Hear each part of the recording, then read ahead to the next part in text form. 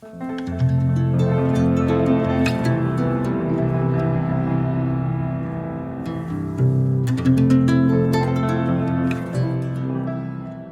had quite a few comments on some of my old videos asking for an update on my Philodendron Pink Princess. So I thought I would share how that plant is doing. So here we have the pot that I had the Philodendron Pink Princess in.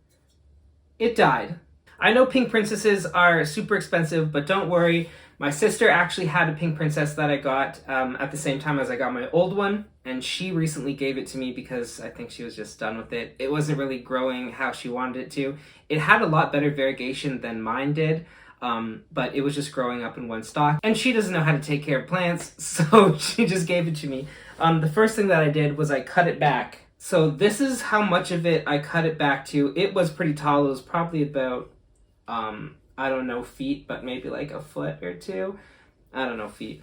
It was pretty tall, but I cut it back to these 4 leaves. I planted it up into new soil because the soil that she had it in was basically just like crusty, hard stuff that had no nutrition in it at all. So yeah, I've cut the pink princess back to this, and I took a whole bunch of cuttings, which I will be showing you in this propagation update.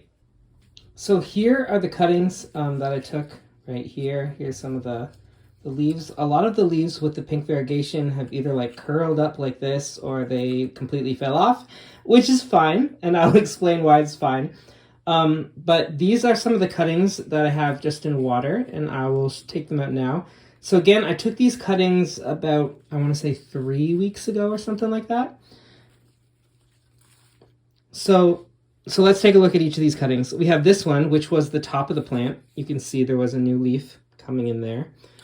This one had a lot of the pink variegation, which has since like shriveled up and died since I cut it.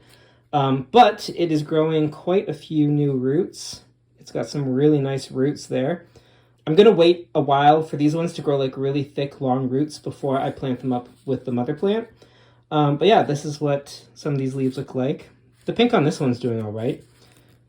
But yeah, so that was the top of her plant. Then we have this cutting, which is three leaves, I guess. Yeah, so there was this one, which was this the top? Maybe this was the top of her plant. I don't know. But yeah, so there's 3 leaves here. We've still got some pink variegation that's doing pretty nice there. But this one has some crazy roots on it. We've got these ones growing up here and some roots growing down here. So yeah, that one's doing pretty good. Look at that leaf. That's a nice leaf. So we also have this one. This leaf is not doing too well, and I don't think it will survive. But it's growing a lot of roots, so I'm keeping it around just because, you know, even if the leaf dies, this will probably grow new plants on it. So I just have it in water right now. Yeah, this leaf is definitely not going to survive. It had a lot of pink on it, as you can probably see. And I found that when I was taking cuttings, the leaves with more pink did not do so well.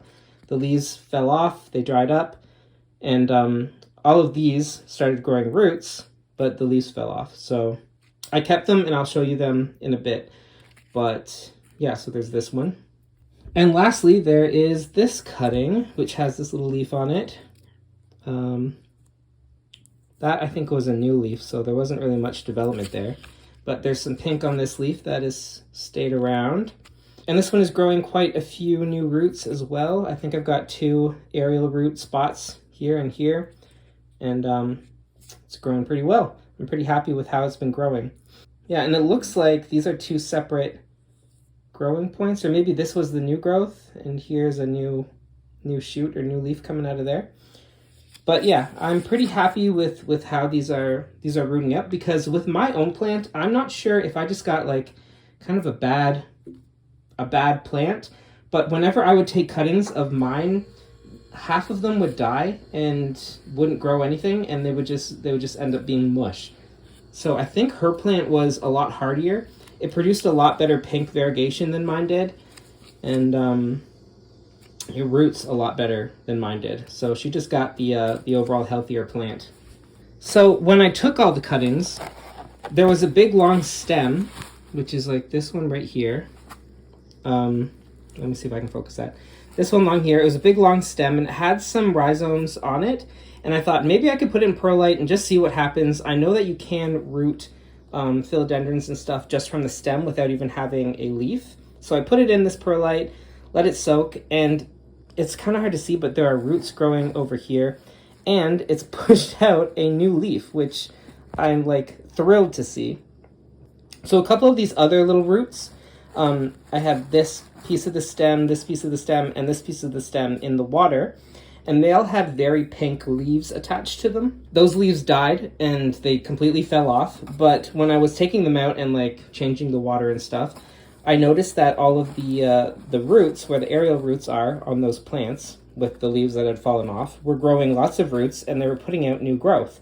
So I just plucked them in here, and you can see like there's new growth growing right there.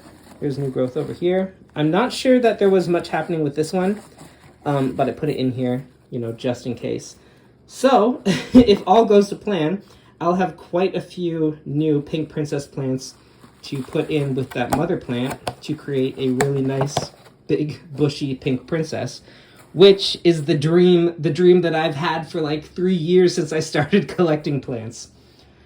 So yeah, that's where my cuttings for the pink princess are now. And I will continue to update you guys every few weeks. We'll look at the growth for these cuttings, just like we used to do a few years ago with those old pink princess cuttings that I had.